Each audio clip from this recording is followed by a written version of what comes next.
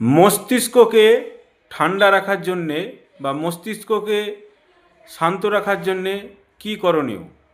এই মস্তিষ্ক অনেক সময় অশান্ত হয়ে ওঠে, ডিপ্রেশনে চলে যায়, টেনশন, হেডেক, মাইগ্রেন বিভিন্ন কারণে এটা মস্তিষ্ক কিন্তু বিভ্রান্ত হয়ে স্ট্রোকের ঝুঁকি বাড়ে এবং প্যারালাইসিসের মতো একটা সমস্যা চলে যায়। পক্ষাঘাত যাকে বলা হয়, আমরা আয়ুর্বেদ শাস্ত্রে পক্ষাঘাত বলি।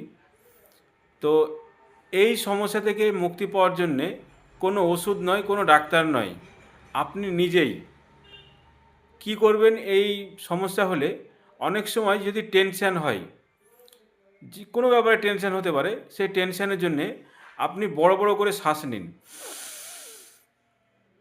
কেউ নিঃশ্বাস ধরবেন, নিঃশ্বাসটা দম ধরে রাখবেন, তারপরে আবার মুখ দিয়ে করে ছাড়বেন।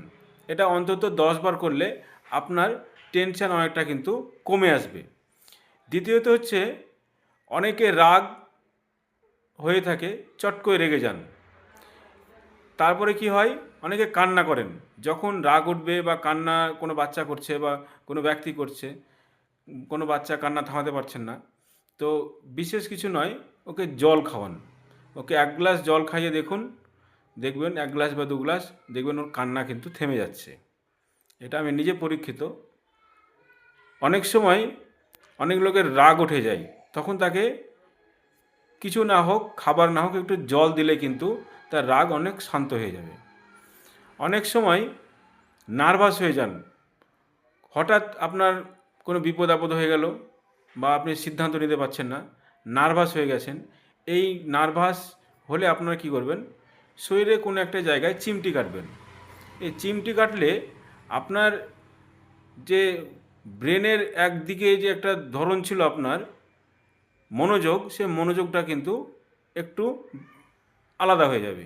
তখন কিন্তু আপনার এই নার্ভাসনেসটা কিন্তু কমে যায়। অনেক সময় বিভিন্ন কারণে প্যানিক হতে পারে, আপনার ভিতরে একটা ভয় সৃষ্টি হয়, আপনার পেছন থেকে মানে মাথার পেছন থেকে ঘাম সৃষ্টি করে এবং নিচের দিক থেকে একটা একটা আলাদা অনুভূতি তৈরি হয়। সেই সময় কি করবেন? সেই সময় ঠান্ডা জলে মুখ হাত পা ধুয়ে নেবেন, অথবা একটা বরফের টুকরো নিয়ে মুখে ভরে রাখবেন। এতে কিন্তু প্যানিকটা অনেক কমে যাবে। এই সব ভিডিও এবং স্বাস্থ্যকর ভিডিও যদি আপনি পেতে চান, তো আমার এই পেজে একটা লাইক দিয়ে ফলো করে রাখুন এবং প্রিয়জনদের একটু শেয়ার করলে আপনার উত্তম কাজ, যে মানুষের সেবা করা, এটা এক ধরনের সেবা, আপনি এটা করতে থাকুন।